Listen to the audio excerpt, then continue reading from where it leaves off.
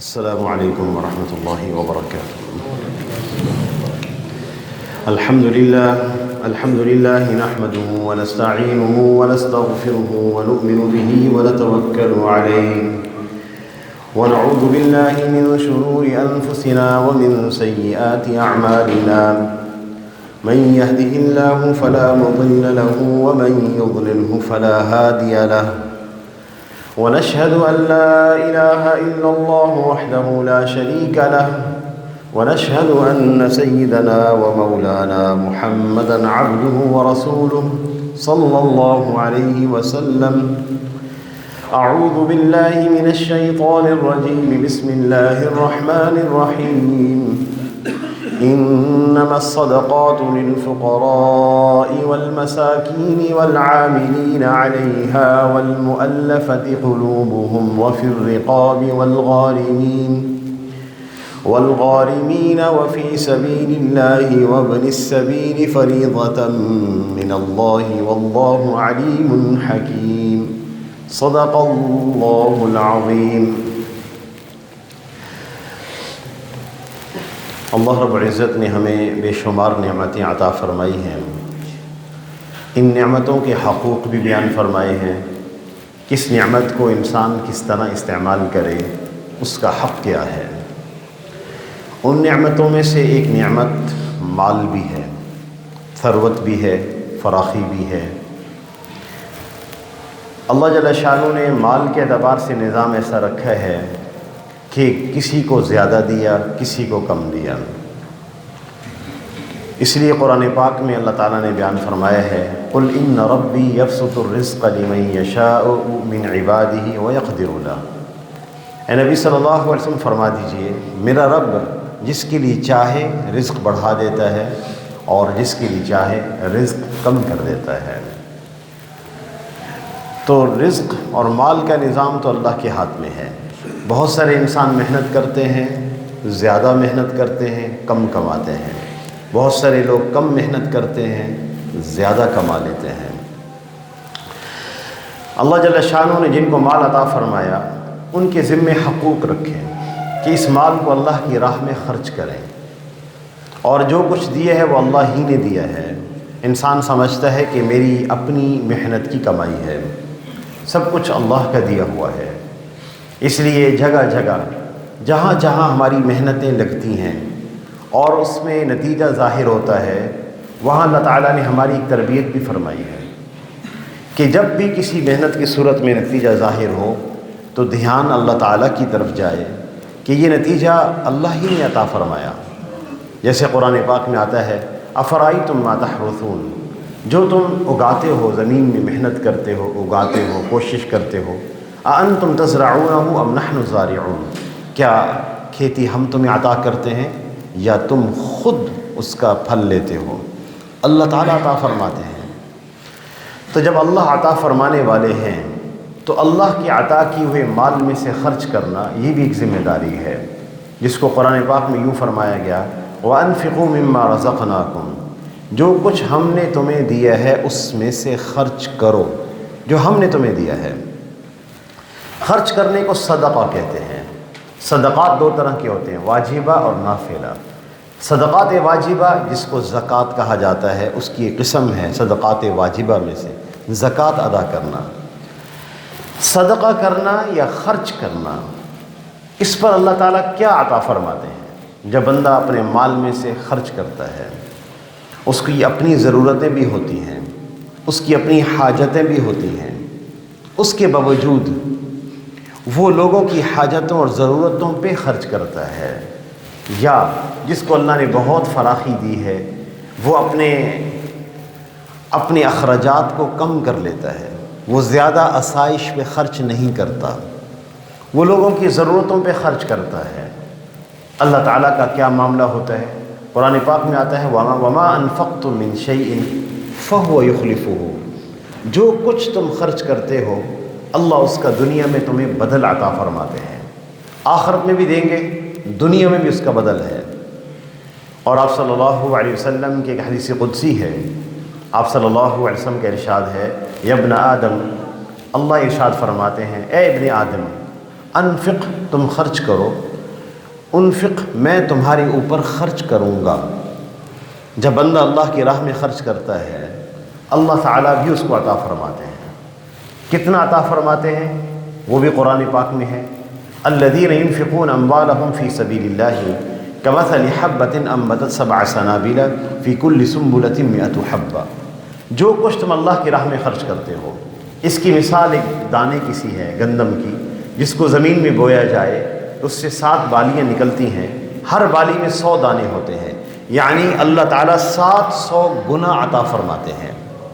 اور کیسے عطا فرماتے ہیں؟ دنیا میں اللہ نے سب کو مشاہدہ کرا دیا ہے کہ ہم ایک دانے سے 700 دانے اگاتے ہیں، اسی طرح ہم تمہارے رزق میں 700 گنا برکت پیدا کریں گے جب تم اوروں کی ضرورتوں پہ خرچ کرو گے۔ آپ صلی اللہ علیہ وسلم کا ہی ارشاد ہے، ما من مسلم کسا مسلما ثوبا۔ میں یہ باتیں اس لیے عرض کر رہا ہوں، بسا اوقات انسان کے پاس فراخی بہت زیادہ ہوتی ہے، اس کو خرچ کرنے میں دقت نہیں ہوتی، لیکن کبھی کسی سبب سے فراخی میں کمی آ جاتی ہے اور وسعت میں کمی آ جاتی ہے تو آدمی کو خرچ کرنے میں دقت معلوم ہوتی ہے، اس کو مشکل معلوم ہوتی ہے، طبیعت پر بوجھ ہوتا ہے۔ نفس کے تقاضے کے خلاف جب بندہ چلتا ہے یقیناً بوجھ تو ہوتا ہے، مشقت تو ہوتی ہے، یہ اللہ کے ہاں مطلوب ہے، یہ مشقت آدمی کو ناگوار گزرے پھر بھی لگا رہے، لیکن اس پر ملتا کیا ہے جب آدمی اللہ کی راہ میں لگائے؟ آپ صلی اللہ علیہ وسلم کے ارشاد ہے، ما من مسلم کسا مسلما ثوبا الا كان في حفظ من الله ما دام منه عليه خرقہ۔ جو مسلمان کسی ضرورت مند کو کپڑا پہنا دے یہ شخص ہمیشہ اللہ کی حفاظت میں رہے گا جب تک اس کپڑے کا ایک چیتھڑا باقی رہے۔ کپڑا پھٹ گیا، ٹکڑوں میں تبدیل ہو گیا، ایک چیتھڑا باقی ہے، پہنانے والا شخص اللہ کی حفاظت میں ہے۔ آپ صلی اللہ علیہ وسلم نے صدقات واجبہ یعنی زکوٰۃ کی ادائیگی کا حکم دیا ہے۔ قرآن پاک میں 70 سے زائد مقام پر زکوٰۃ کا حکم نماز کے ساتھ جوڑ کر بیان کیا گیا ہے، اور ارکان اسلام میں سے یہ تیسرا فرض ہے۔ عقائد عبادات کے بعد یہ تیسرا عقائد یعنی ایمانیات کے بعد نماز، اور پھر تیسرا فرض زکوٰۃ ہے۔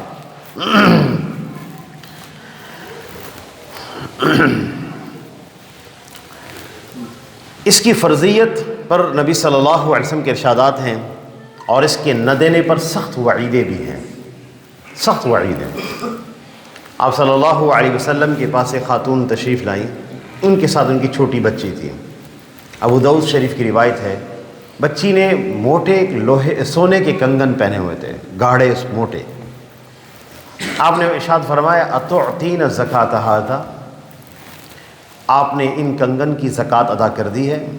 وہ کہنے لگے، یا رسول اللہ میں نے اس کی زکوٰۃ ادا نہیں کی۔ آپ نے فرمایا، ایسرک ان یصورک اللہ بہما من النار، اگر تمہیں یہ بات پسند ہو کہ اللہ تعالیٰ تمہیں کل قیامت کا دن ان کنگنوں کے بدلے میں جہنم کی آگ کے بنے ہوئے کنگن پہنا دیں تو تم زکوٰۃ نہ دو، کوئی حرج کی بات نہیں۔ انہوں نے فوراً وہ کنگن نکالے اور فوراً نبی صلی اللہ علیہ وسلم کی خدمت میں رکھ دی کہ یا رسول اللہ میں اس کو زکوٰۃ کے طور پہ دیتی ہوں۔ حالانکہ وہ زیور استعمال میں تھا۔ ہمارے بعض حضرات کو اشکال ہوتا ہے کہ جو زیور استعمال میں ہو اس پر زکوٰۃ نہیں ہوتی، یہ ہوتی ہے، اس پر بھی زکوٰۃ ہوتی ہے۔ اس بچی نے کنگن پہنے ہوئے تھے، اسی وجہ سے ابو بکر صدیق رضی اللہ تعالیٰ عنہ ان لوگوں کے ساتھ قتال پر آمادہ ہو گئے جنہوں نے زکوٰۃ نہ دینے کا ارادہ کیا۔ واللہ لأقاتلن من فرق بین الصلاۃ والزکوٰۃ، انہوں نے اسلامی مملکت میں پیغام بھیجا خلافت ابو بکر صدیق رضی اللہ تعالیٰ عنہ کے زمانہ میں کہ ہم لوگ نماز تو پڑھیں گے، زکوٰۃ نہیں دیں گے۔ اس پر ابو بکر صدیق رضی اللہ تعالیٰ عنہ نے فرمایا، واللہ لأقاتلن، میں خدا کی قسم ان سے قتال کروں گا، من فرق بین الصلاۃ والزکوٰۃ، جو لوگ زکوٰۃ اور نماز میں فرق کرتے ہیں۔ اور پھر اسی موقع پر ارشاد فرمایا عمر رضی اللہ تعالیٰ عنہ سے، لو منعونی عقالا، وہ جو زکوٰۃ دیا کرتے تھے اور اس میں رسی دیا کرتے تھے، جو باندھنے کے کام آتی تھی. لو منعونی قالا، اگر وہ رسی نہیں دیں گے لجاہدتہم، میں ان کے ساتھ جہاد کروں گا، وہ رسی بھی وصول کروں گا ان سے. اسلام کا حکم ہے، زکوٰۃ ٹیکس نہیں ہے، ٹیکس نہیں ہے، یہ خالص عبادت ہے. اس کے 3 بڑے اثر انسان کی زندگی میں ظاہر ہوتے ہیں. 3 بڑے اثر اگر آدمی زکوٰۃ ادا کرے. ایک، اللہ تعالیٰ عبدیت عطا فرماتے ہیں. عبدیت کہتے ہیں تواضع، عاجزی کا اظہار کرنا اللہ کی عظمت کے سامنے. یہ ہمارا خاصہ ہے. اس کیفیت میں جتنی ترقی ہوتی ہے یہ بندہ اتنا ہی اللہ کا محبوب ہوتا ہے. اس کیفیت میں سب سے اعلیٰ شان آپ صلی اللہ علیہ وسلم کی ہے. سب سے اعلیٰ شان عبدیت میں انتہائی عاجزی کا اظہار اللہ کی عظمت کے سامنے.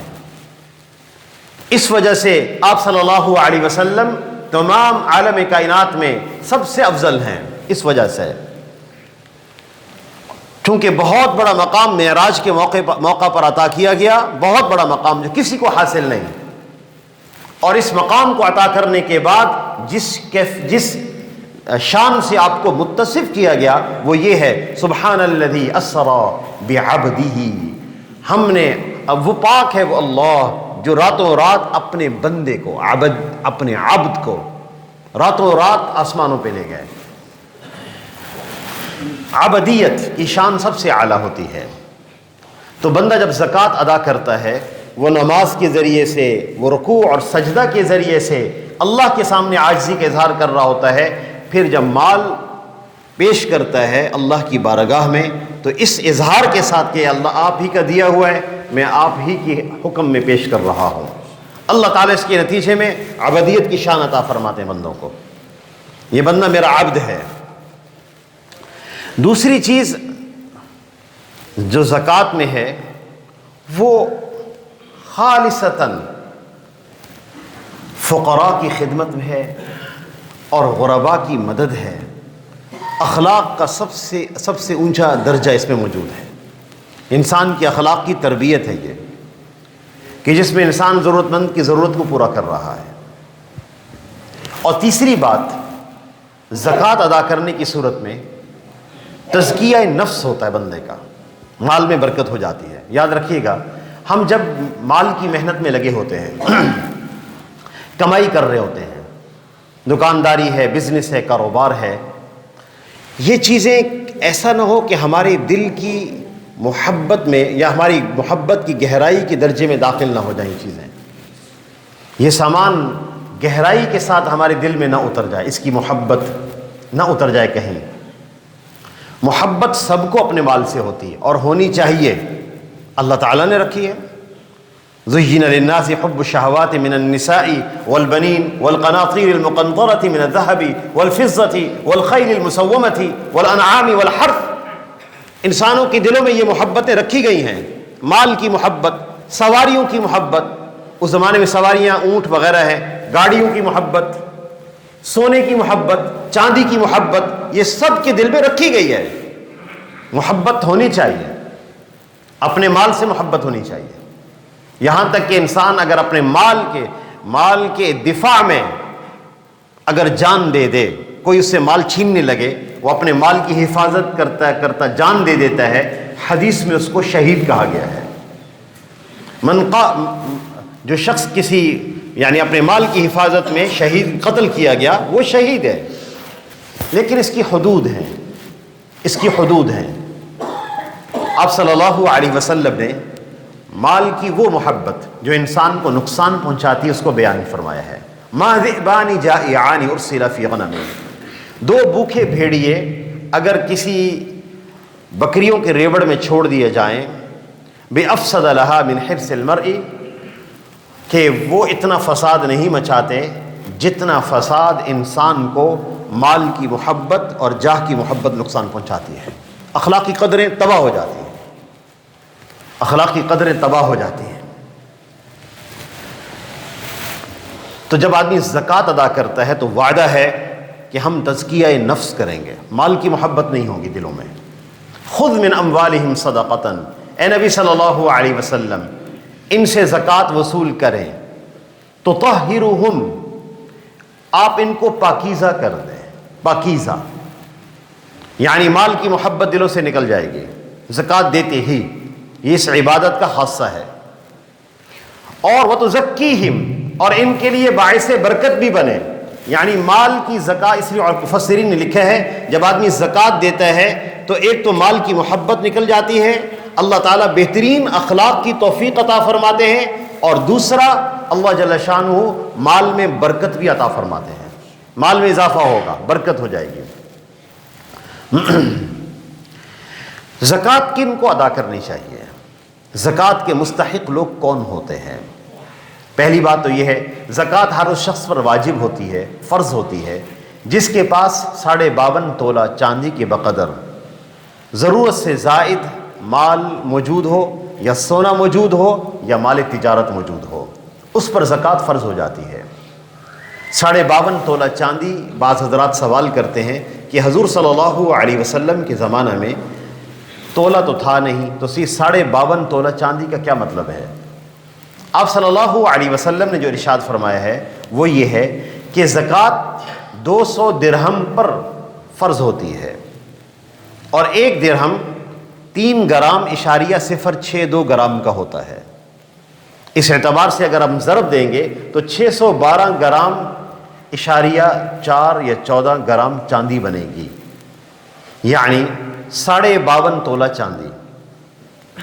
کوئی اس 612 گرام کو ضرب دینا چاہے آج کے پاکستان کے ریٹ کے مطابق، سلور ریٹ ان پاکستان کر کے آپ سرچ کر سکتے ہیں، اگر کوئی اس کو ضرب دینا چاہے تو پاکستان میں چاندی کا ریٹ روزانہ آ رہا ہوتا سامنے آپ، تو اس میں 10 گرام کا وزن دیکھ کر اگر ضرب دے دیں تو 612 گرام کو ضرب دے دیں، یا 52.5 تولہ چاندی کو ضرب دے کے دیکھیں تو اس کی مالیت آج کل کے حساب سے 1,43,000 روپے یا اس سے کم و بیش بن جائے گی. جس کے پاس 52.5 تولہ چاندی ہو اس پر زکوٰۃ فرض ہے، جو ضرورت سے زائد ہو، اس کی حاجت اصلیہ سے زائد ہو، مال تجارت کی شکل میں ہو، کیش کی شکل میں ہو، یا سونے اور چاندی کی شکل میں ہو. زکوٰۃ کن کو دی جاتی ہے؟ یہ مصارف آپ صلی اللہ علیہ وسلم نے اور اللہ تعالیٰ نے ہمارے اوپر نہیں چھوڑے. ان کی تفصیل کہ میں جس کو چاہوں دے دوں، یہ اجازت نہیں ہے. اس کے مصارف متعین کیے گئے ہیں اور قیامت تک کے لیے متعین کیے گئے ہیں. وہ 8 لوگ ہیں جن کو زکوٰۃ دی جائے گی، قیامت تک کے لیے 9واں شخص نہیں آ سکتا. بعض حضرات کہتے ہیں کہ ہمیں زکوٰۃ دینے کے لیے افراد نہیں ملتے، ہم کن کو زکوٰۃ دیں؟ جب یہ 8 مصارف سامنے آ جائیں گے تو انشاءاللہ معاشرے میں وہ لوگ ظاہر ہو جائیں گے جن کو ہم زکوٰۃ دے سکتے ہیں. بہت آسان ہے، بہت آسان. اس کی تعیین، اس کا طریقہ ہماری رائے پر نہیں چھوڑا گیا، ہمارے مزاجوں پہ نہیں چھوڑا گیا کہ ہم جیسے مرضی متعین کرتے چلیں. جیسا کہ نبی صلی اللہ علیہ وسلم کے پاس ایک سائل آئے، انہوں نے عرض کیا یا رسول اللہ میں زکوٰۃ کا مستحق ہوں، مجھے زکوٰۃ ادا کر دیں، مجھے زکوٰۃ دے دیجئے. آپ صلی اللہ علیہ وسلم نے فرمایا کہ اللہ تعالیٰ نے مصارف کو متعین کر دیا ہے قرآن پاک میں، اور اس کی تعیین اللہ نے کسی نبی اور غیر نبی پہ نہیں چھوڑی. لہٰذا اگر تو ان 8 لوگوں میں سے ہے تو زکوٰۃ لے سکتا ہے. وہ 8 لوگ کون ہیں؟ سورۃ توبہ کی آیت نمبر 60 ہے. انما الصدقات للفقراء، زکوٰۃ حق ہے فقراء کا. انما کلمہ حصر ہے. جو حضرات عربی گرامر سے واقف ہیں وہ خوب جان رہے ہوں گے کہ اللہ تعالیٰ کتنی سخت تعیین فرما رہے ہیں. زکوٰۃ صرف انہی لوگوں کا حق ہے. پھر فقراء کے شروع میں لام ہے جو خود ملکیت پر یا تخصیص پہ دلالت کر رہا ہے کہ زکوٰۃ صرف انہی لوگوں کا حق ہے، انہی لوگوں کا حق ہے، اس کے علاوہ کسی کا حق نہیں ہے. کون ہیں وہ لوگ؟ نمبر 1 فقراء، فقیر. ایک ہمارے ہاں فقیر ہوتے ہیں جو پیشہ ور گداگر ہوتے ہیں، صحت مند لوگ، بھیک مانگنے والے. ان کی تو حوصلہ شکنی کی گئی ہے. آپ صلی اللہ علیہ وسلم نے سخت وعید بیان فرمائی ہے.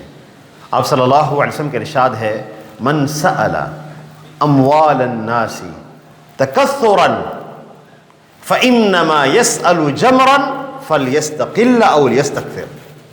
جو شخص لوگوں سے سوال کرتا ہے کہ اس کے مال میں اضافہ ہو جائے، جو لوگوں سے اس لیے سوال کرتا ہے کہ اس کے مال میں اضافہ ہو جائے، یہ شخص اصل میں جہنم کی آگ مانگ رہا ہے، چاہے تھوڑی مانگ لے چاہے زیادہ مانگ لے، اس کی مرضی ہے۔ فَلْيَسْتَقِلَّ أَوْ لِيَسْتَكْثِرْ، چاہے تھوڑا مانگے چاہے زیادہ مانگ لے۔ اور آپ صلی اللہ علیہ وسلم کا یہ بھی ارشاد ہے، جو شخص بھیک مانگنے والا ہوگا دنیا میں، یعنی ضرورت نہیں ہے یا انسان اعضاء اللہ نے دیے ہوئے ہیں اور کمائی کر سکتے ہیں، محنت کر سکتے ہیں، لیکن اس کے باوجود بھیک مانگنے کا پیشہ اپنایا ہے، کل قیامت کے دن یہ شخص اللہ کے سامنے جب حاضر ہوگا تو اس کے چہرے پہ گوشت نہیں ہوگا، اس کیفیت سے حاضر ہوگا۔ محدثین نے اس کی وجہ یہ لکھی ہے، یہ چہرہ انسان کا مشرف ہے، انتہائی مشرف ہے، اس چہرے کو اس نے ذلیل کیا، اللہ نے جو نعمت دی ہوئی تھی لوگوں کے پاس لے جا کر ذلیل کیا اس کو، اور بھیک مانگی، کل قیامت کے دن اس کی ذلت کو اس کے چہرے پہ ظاہر اس طرح کیا جائے گا کہ کوئی گوشت اس کے چہرے پر نہیں ہوگا۔ آپ صلی اللہ علیہ وسلم نے معاشرے کے ایسے افراد کی تربیت بھی فرمائی ہے، صرف دھتکارنا نہیں بتایا ہمیں۔ کوئی آدمی ایسا ہو جو بیچارہ بھیک مانگ رہا ہے، صحت مند ہے، اس کو ہم ڈانٹ دیں، دھتکار دیں، بھگا دیں، یہ تو نہیں سکھایا۔ ہاں، تربیت کرنا سکھایا ہے، نظام دینا سکھایا ہے، صرف دھتکارنا ڈانٹنا نہیں ہے کافی۔ اگر معاشرے کے ایسے لوگ موجود ہیں، بہت سارے ہیں، ایسا ہو سکتا ہے کہ میں ان کے ساتھ بیٹھ جاؤں، ان سے کچھ گفتگو کر سکوں، کچھ نظام ہم بنا سکیں، ہم چھوٹے کاروبار ان کے لیے لگوا سکیں۔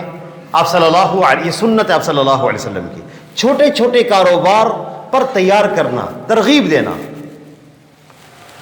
ہماری مسجد کے سامنے ایک صاحب ہاتھ سے معذور اور ایک پیر سے معذور تھے، ہیں ابھی بھی ہیں، ہاتھ سے بھی معذور اور پیر بھی معذور، جو چلتے ہیں تو ایک پاؤں پہ چلتے ہیں، دوسرے پاؤں سے تھوڑا سا سہارا لیتے ہیں۔ وہ ہماری مسجد کے سامنے بھیک مانگتے تھے، مستقل بیٹھتے تھے۔ ہمارے والد صاحب ان سے بات کرتے رہتے، ترغیب دیتے رہتے، حالانکہ وہ معذور تھے۔ وہ بھائی تیار ہو گئے، ان کو ایک ریڑھی اور پھل لے کر دے دیے۔ وہاں کے بڑی مشقت سے دھکا لگا کے آتے ہیں اس ریڑھی کو، میں دیکھ رہا ہوتا ہوں ان کو، لیکن وہ اپنا پھل بیچتے ہیں، اور اللہ نے ان کو برکت دے دی، آسانی دے دی۔ آپ صلی اللہ علیہ وسلم کے پاس ایک صاحب آئے، یا رسول اللہ میں محتاج آدمی ہوں، ضرورت مند ہوں۔ آپ صلی اللہ علیہ وسلم نے دیکھ لیا، ہاتھ پاؤں قوا اعضاء سب ٹھیک ہیں۔ آپ نے ارشاد فرمایا آپ کے گھر میں کیا چیز ہے؟ یا رسول اللہ کچھ نہیں ہے، ایک پیالہ ہے ایک ٹاٹ ہے۔ آپ نے فرمایا دونوں لے آؤ۔ وہ دونوں لے آئے۔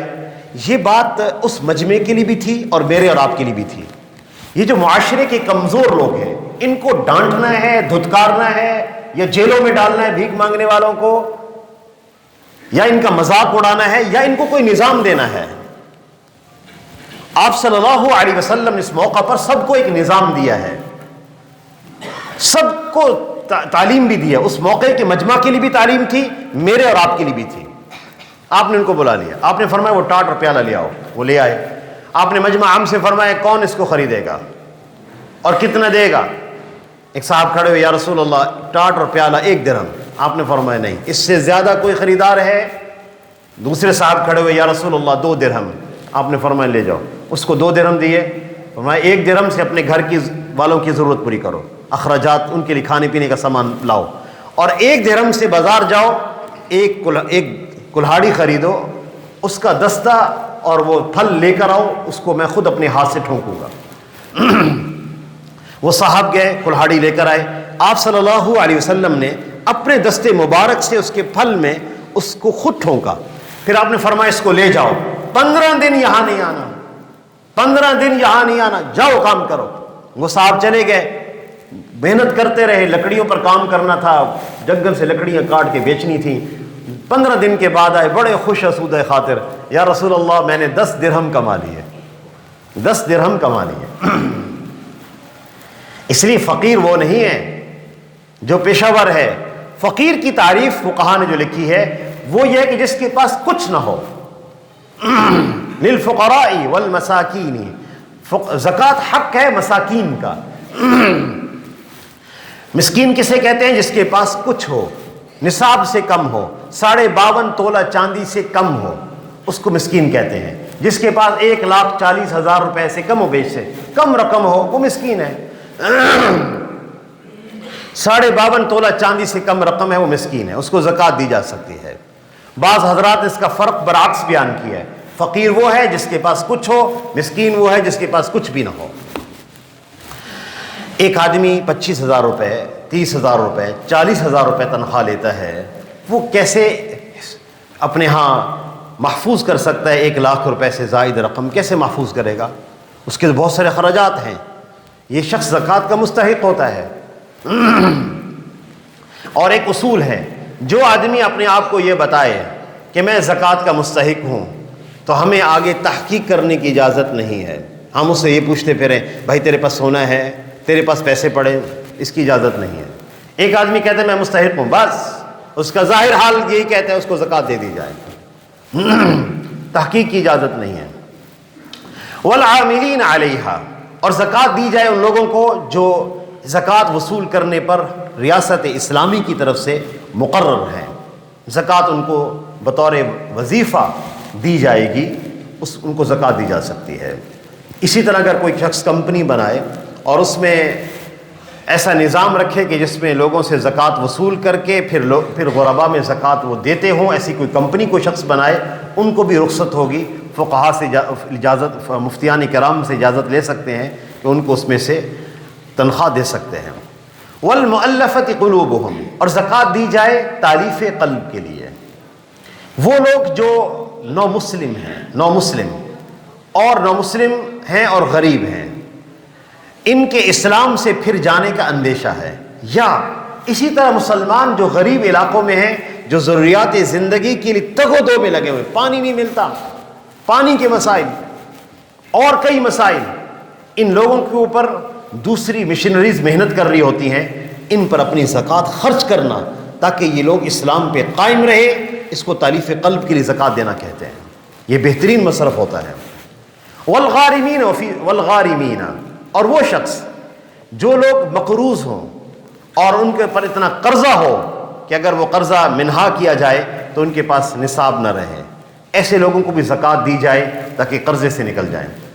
وفی سبیل اللہ, اور اسی طرح جو لوگ اللہ کی راہ میں ہوں, جہاد میں, یا اسی طرح وہ شخص جس پر حج فرض ہو گیا ہے لیکن اب مال نہیں ہے.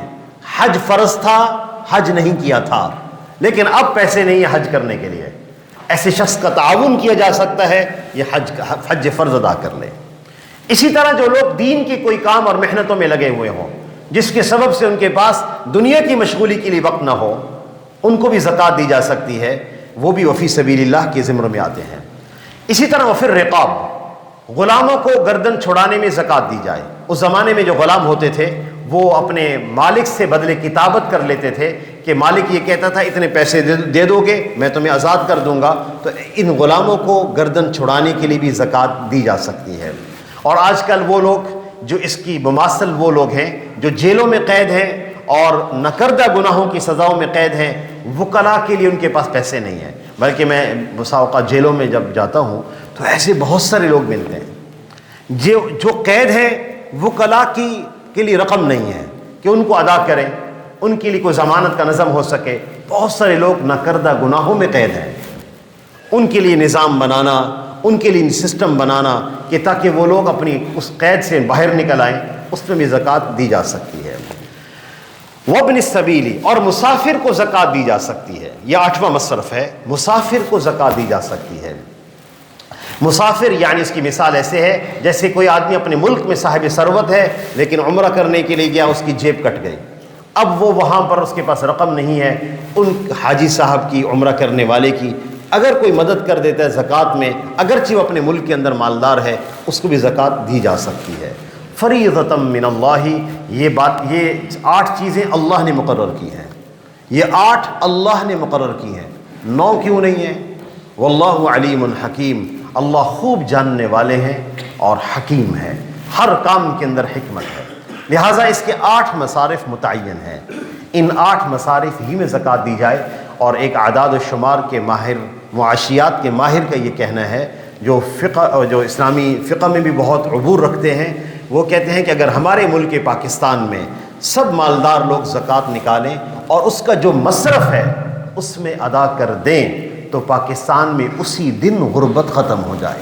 اسی دن اتنی برکت ہے ایک فرض کی ادائیگی کے اندر. اللہ تعالی ہمیں اس فرض کو رمضان میں پورا ادا کرنے کی توفیق عطا فرمائے. وآخر دعوانا ان الحمد للہ رب العالمین.